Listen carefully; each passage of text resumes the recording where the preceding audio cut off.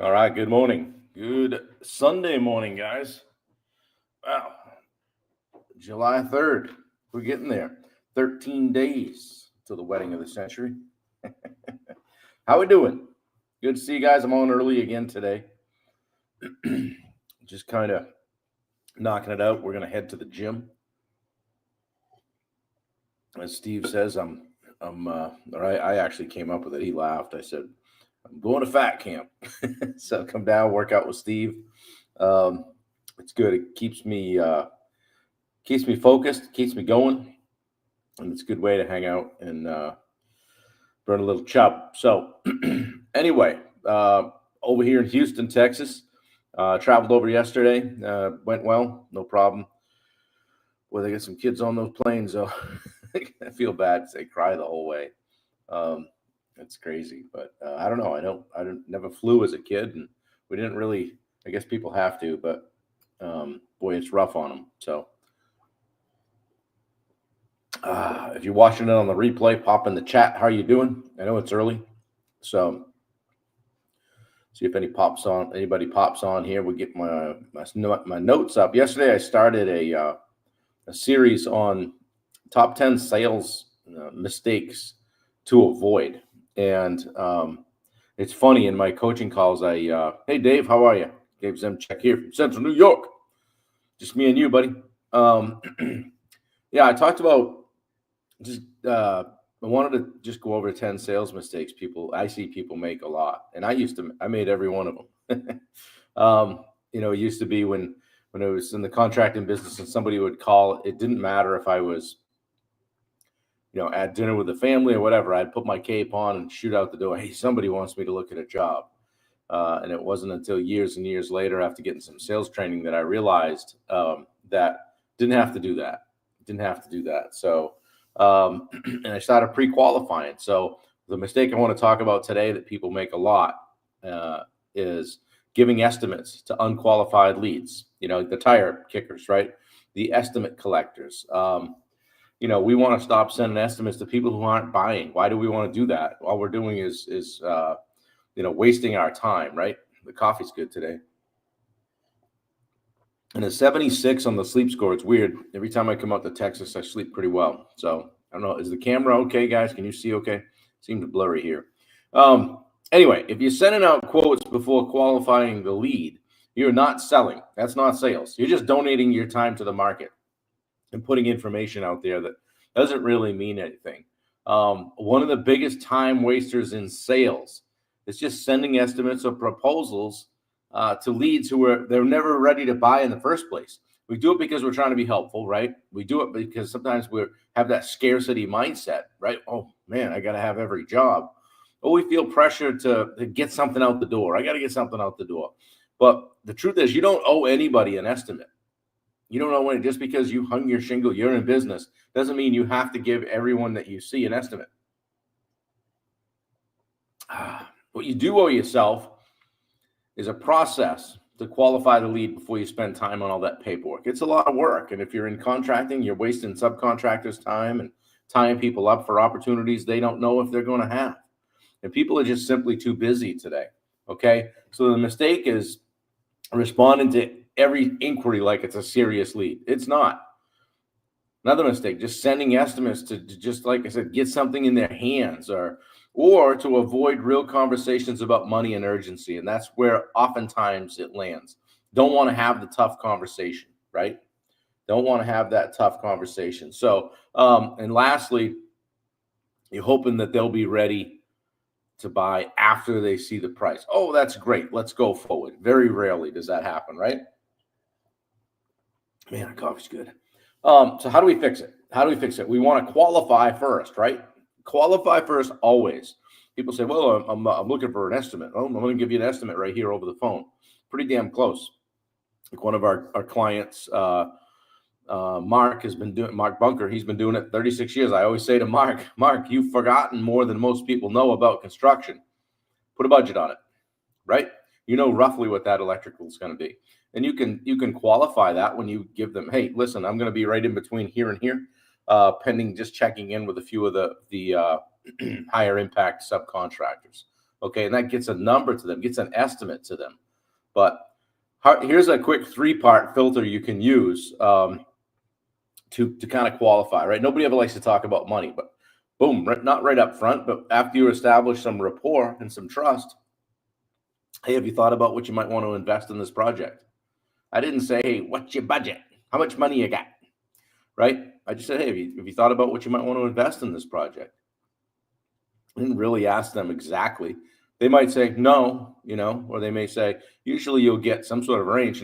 And oftentimes I'll back that up and say, hey, listen, the reason that I ask, it's not just to find out, how much money you got. It's more so that we don't want to design something for you that let's say your budget's 100K and we design something that's 200K. You're not going to like me very much when you fall in love with that and can't do it. So let's design to your budget. So they usually get it after that. They say, oh, okay, we want to be between 75 and 80, whatever it is. Okay. And then, so the first one's budget. Second one is buy-in, asking who else needs to be involved in making the decision. Not by saying, hey, can we get your husband on the phone? It's not that. It's not that at all. It's like, hey, who else is excited about this project? Do we need to get them into the conversation here? What are the things that are going to be important to them? Right? Make sure you're talking about those things, asking questions, asking those open-ended questions. And lastly is timeline. Nobody ever asks about timeline. You can spend an hour on the phone with somebody and then say, well, when are you thinking about doing this? They say, oh, I need it done next week. Well, shit, I could have told you we're booked out 2 months, 45 minutes ago. Okay. So make sure you're establishing budget, getting some buy-in, who's making the decision, and then establishing the timeline, what the urgency is here. Hey, when are you looking to get started? Right? If you don't have clarity on all 3 of those things, you're not quoting. Okay. Once you get, if they don't have clarity on those, you're not quoting, you're qualifying. Okay. This is what we're doing. I haven't decided if I'm jumping in my truck yet and driving over to your place. Right? For a contractor person, or hey, for somebody that maybe you're in financial services. I haven't decided if we're a good fit yet. I wouldn't say that, but you're like, I literally used to say to people, well, I said, I understand you're interviewing me, but I mean, hey, with all due respect, I'm interviewing you too, right? We want to work with good people. We don't want to be in court. We don't want to have arguments. We want to do a great job. Okay. Professionals protect their time, guys. They don't rush to bid jobs or write up quotes for every person that shows interest. Okay. They earn the right to price the work by first confirming the real opportunity. Okay. This is a real opportunity. I'm going to put some time into this. Okay. When you quote too soon, you're just negotiating with yourself, stealing money from yourself when you quote too soon, right? You don't have all the information. I have several clients that we talk a lot about this with. We make sure that where they're spending the time is the most impactful. Okay. We don't need to we're not a quoting service. I like the one where, hey, I don't know, maybe I had a tree fall on my deck during the storm. Insurance company says I need 3 quotes. Great. Super. I'm not getting this job, And so I might, in that kind of a situation, I might say, well, okay, that's great. Would it be okay if I asked you some more questions and got a little bit more information? Sure. And then at some point in that conversation, hey, is cost the driving factor here? And it might very well be. And if it is, geez, I probably should let you know that I'm never the lowest. In fact, most oftentimes I end up in the middle or toward the top because, of all the things that we try to provide. Does it make sense to go any further here? Well, I need that quote for the insurance company. Okay. You just need a quote for the insurance company. I do provide that service. We come out, we take a look, have a conversation about it, work up a scope. We do charge X for that service. Please let me know if you'd like to move forward. Might as well get paid for your time, right? So guys, I don't have it all figured out. I don't have all the answers sales wise, but I can tell you I've wasted as much time as anybody in sales conversations, hours in people's driveways, hours in people's backyards, only to have them say at the end, yeah, we just decided to move on with someone else. We decided to move forward with someone else. So, all right. So before you just blindly send out that next quote, okay, ask yourself a few questions, guys. Good morning, Aaron. How are you? Good to see you. Aaron Calley is here on Instagram. Good to see you, buddy. It's early. I know. It's early. What are you doing, Bob? Going early. Got to go to the gym. Ask yourself these questions. Did I have a real conversation about budget? Do I know who's making the decision? And do they have a clear reason to act now? Hey, why is now the right time to tackle this? Just curious. Get some answers, guys. Okay, dig in, peel back the onion a little bit. All right. If the answer to any of those three questions, did I have a real conversation? Do I know who's making the decision? Do they have a clear reason to act now? If the answer is no to any of those questions, slow down a bit. Back up until you can check these three boxes. And you'll be surprised at how much better your sales interactions go. Last thing I'll share today is, I got this from Steve Rosenberg. He said, I bring a cup of coffee to a sales interaction, and I try to make sure the coffee is gone at the end of the sales call. That means I didn't run my face the whole time. Speaking of Mark Bunker, there he is.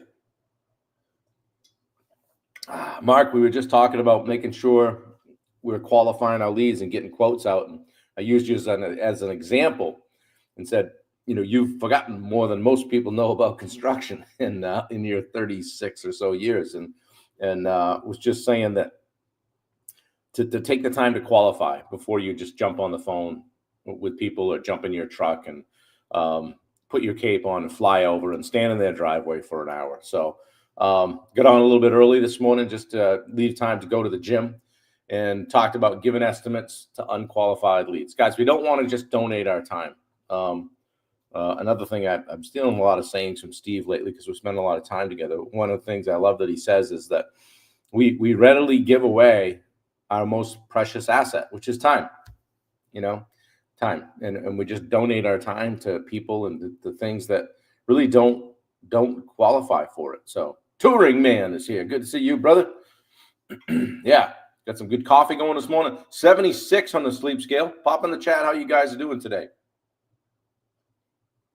I don't have Wendy putting in my links because she might still be crashed out. So worked on the wedding vows yesterday. It's funny. We've been trying to find time to do that, because we want to make our own. And I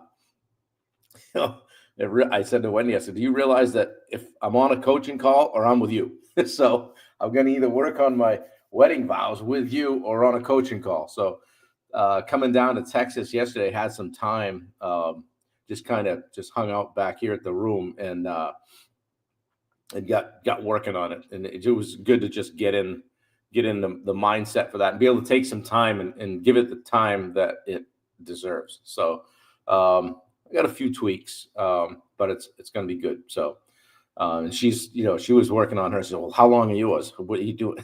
We're not going there. So Mark Bunker says, amen. 40K window job in 20 minutes on the phone. There you go. Right. I mean, why not? They called you for a reason, Mark, right? And I'll ask him, I'm going to do this. We'll test Mark right here, guys. Okay, Mark, I'm going to put you on the spot. Couldn't you answer these three questions about that job? Yeah, the first one is yes. Did you have a real conversation about budget? Do you know who's making the decision? And do they have a clear reason to act now? In other words, why are they doing the project at this time? So, Mark, if you can give me 3 yeses in there, I know you can. So, and Mark, yeah, I'll continue to pick on you a little bit, use you as an example. Mark and I have talked a lot about sales and about spending too much time. It's funny you jumped on. We've talked about protecting your time, right? And because we think that sometimes I think, and I've been guilty of this, the more time we spend talking about something or the more time we spend on the phone with somebody, the more impactful the conversation was. And sometimes it's really not. Sometimes we're selling past yes. Sometimes they said yes, we just get you off the phone, right? Yes, yes, and yes. All right, buddy. Love you. Pretty good job. I love that. Love that you're making the cash register ring too. Yeah, sometimes we just need to get off the phone. So, hey, what do you want to go from here? They say, well, okay, send me over an estimate. Oh, actually, you know what? You mentioned earlier on the phone you were talking to a few contractors, right? Yeah. When do you plan on having those conversations? Well, next, I got a guy coming over Monday. I got one Tuesday and one on Wednesday. Well, I mean, we've kind of gone through it here. I've given you I do a free estimate, but we do that over the phone. And given that you're talking to 2 or 3 or 4 other guys, would it make sense to go have those conversations? And then if I'm still in the mix, circle back with me and then we can go to the next step. There you go. Did you not just save yourself a trip in the truck and writing up an estimate? Sure did. Yeah, and you valued your time. You valued your time. Don't give your time away, guys. Okay? It's very precious, especially when you're as old as Mark. Sorry, buddy. So back down here at Fat Camp in Houston and going to the gym. I think I'm going to do the stair stepper today. I like to do that and get on there and stay for like an hour. And I do that because it most closely replicates the hikes that we do, where you're just slogging up the mountain for an hour. So I'll probably do that, get buffed right up for the wedding. Oh, shit. Yeah, so we'll have a good time. And going to hang out with Steve a little bit later. We're going to go over to the venue, get things lined up, replenish some of the supplies, and put another eye on the venue with interest in Mach 5. Okay, like, okay, let's get serious about how we're going to do an event in this room. What do we need to know? What are we going to do? So Mark says basically this phone call is your free estimate. Where do you want to go from here? That's great. It's good stuff. Yeah, put it on them. You know, they called you for a reason. Also ask them, gee, how'd you hear about us? Just curious. I always like to find out from the marketing people. How'd you hear about us? Oh, I saw your Google ads. What did you catch on the Google ads that caught your eye? You know, or the reviews. Was there something in the reviews that made you want to call? I like to ask those questions. That way I know where I'm spending my marketing dollars. Most people will let you know. So yeah, so we're gonna hit the gym today, mess around at the venue, get teed up, and be ready to go for tomorrow. So you guys hear me talk about the 2-day takeoff event. That's where I am now, down here for Houston. We got a bunch of people coming in tomorrow. Mark, you've been to this event, and it's a couple of days of drinking from a fire hose, isn't it? So we have a good time, but man, Steve goes hard at it and wants to make sure everybody gets a lot out of it. So we have a good time. Grab dinner on Monday night with people that want to jump into the program. And we also do what we call ground school quarterly. So if you're a coaching client in the Rosenberg group, that gets you access to 4 more trips to Houston quarterly. And we talk quarter 1 is all about marketing. Quarter 2 is about sales.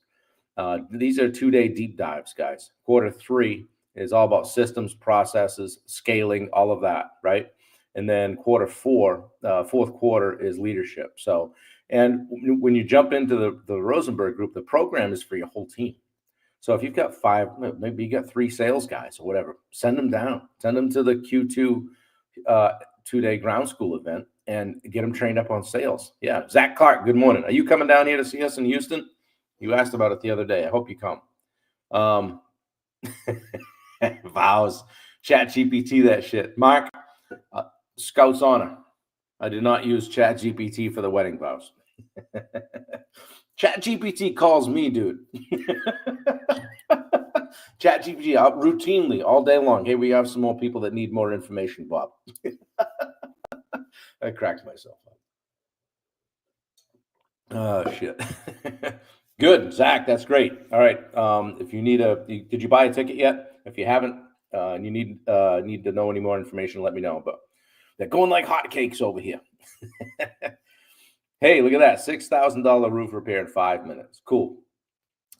The other thing that just while we're just shooting the shit here for a minute, guys, one of the things that if you haven't got one yet, mine's in my bag. Grab yourself a Plod. It's the size of a credit card, and I think I heard about it either from Larry White or maybe even Mark. I can't remember. Thanks, Dave. I appreciate it. May last few jobs have been referrals from past customers. My past work sold my present work, which makes it easier, near effortless to sell the next job. Yeah, it goes without saying, guys. You got to go out and do a good job, right? Yeah, so perform at a high level and you'll never starve, right? Just do the right things. But yeah, grab a Plod, okay? And it's Zach, I don't know if you know what they are. It's the size of a credit card. It's like $170, right? Sold at 5 minutes, not the actual repair. Yeah, good. Yeah. Yeah, good job, man. That's awesome. I'd love to hear about that. If you grab a Plaud, Plaud, it's the size of a credit card, about half, literally a quarter the size of your cell phone. It just magnetic back to your cell phone. It'll record your calls, okay? Or you can put it in your shirt pocket. And if you go out to a sales call, um, it'll take all the notes for you, okay? The real value there is you can take the transcript from that and just run it through ChatGPT and say, excuse me, as a high level, your prompt might be, as a high level sales professional, um, please break down this sales interaction and let me know what I did well. Also, let me know a few things that I could have done better. And you'll be amazed at what you get from that. Okay. I do it all the time, and I'll do it with a lot of different conversations. I do it on my coaching calls. Hey, where could I have been? Where could I have delivered better coaching here? Or where can I learn? How can I get better? And it's a great tool, guys. So if you're not using Plaud, Plaud, you should grab it. And you can, it took me from, taking notes in my sales calls, being like this, taking notes, to just being right one-on-one. Mark, I think you saw that, you were a part of that evolution. So and able to just send a recap when I have time. It might be a day later, or whatever. Send a recap out, and people have appreciated that. So check it out, and you can just get better at your game that way, right? Or if you hear a sales call that someone else did, put that through and say, hey, what could I learn from this? So just a lot of good stuff. So anyway, guys, I appreciate it. What do you got going today? What are you guys up to? Mark, it takes the notes so I can be more present in the moment and listen. Yeah. Exactly. It doesn't mean you're not writing down keywords so you can stay engaged in the conversation. However, it just allows you to just be engaged. Just be engaged. So good stuff. Let me see. Patriot Plastering joined us on Instagram. Good to see you. Ben Sinclair was here. Good to see you guys. Always love to see when people check us out on Instagram. The videos are up on YouTube. So if there's one that you want to catch, or if you want to go and share them out, you can grab the link there. Wendy oftentimes will backload this stuff when I'm away. She'll backload the links later. Proud dad moment. Bailey and her friend Abby did their datey event. I think it was Thursday night. I can't remember. The week's a blur. But they did another one of those events, and I think they sold 450 tickets for it. And I saw the line of people going out the door. So they really got something good going there in Dallas. Abby came up with it as part of the Datey Trail. The Katy Trail, Katy Trail. She came up with an idea to have people come there and grab a red wristband if they wanted to meet someone, and we're open to chatting or whatever. And like 900 people showed up. And so the next time they did something, like 1,700 people showed up. So they're like, well, we got something here. So they started marketing it and monetizing it, and they're just crushing. So it's something that they can take all over the country. So it's pretty cool. So pretty proud of her to see that happen. And it won't be long, 10 days or so, and she'll be in town. So comes in on Tuesday, goes out on Monday. Be here for the wedding of the century, not here, but she'll be in Maine. And I'm looking forward to seeing that. Pavaraza Zana joined us on Instagram. Good to see you. I don't know if I said that right, but good to see you. And good to see all of you guys. I appreciate it. I know I'm early today, but I always get messed up on the time zone. So it's 6:47 Eastern. I'm here in Central Time. So up early today, 76 on the sleep score, and piling the coffee right to me, Bob. So anyway, guys, I want you to have a great day. We're going to hit the gym. And get buffed right up over there. I don't know if we're going to go to Planet Fitness or what I call the sweatshop, okay, which is an old school iron place where I look around and I'm like, I'm not sure I should be here. Anyway, I'll stick to the stair climber. So, guys, have a great day. I appreciate you all. Check out the links. I'm sure Wendy will pop in there. Check out Mach 5. You guys see it on my page every day. MACH 5, Mach 5. The conference that we're putting on in Houston. I would love to see you come down and get 2 or 3 days of just business, personal development. Here's some stories from some people that have done it, that have. We've got one guy, Lee Labrada, 1985 Mr. Universe. He's in the top 7 years in a row for Mr. Olympia. The dude has created a nutrition company after doing all that at a high level, created a nutrition company and took it to 100 million. Sounds easy, right? Just did it. Yeah, no problem. He's almost been bankrupt twice doing it. So one of them was during COVID. So it's not all, rainbows and unicorns in business. And if you get around people that have done some things, that have succeeded and failed and aren't afraid to tell you about it, that's when you know you're in the right room. So anyway, guys, have a great day. I appreciate you. Do something nice for somebody. Get ready for the week. Take a little time. Do a little time blocking. Whatever you got to do. Food prep, meal prep. Take a look at your calendar. Time block. All the good stuff. Right? Take 5-10 minutes or an hour today to set your week up so you have a great week. All right, guys, I appreciate you. I'll talk to you tomorrow. Take care.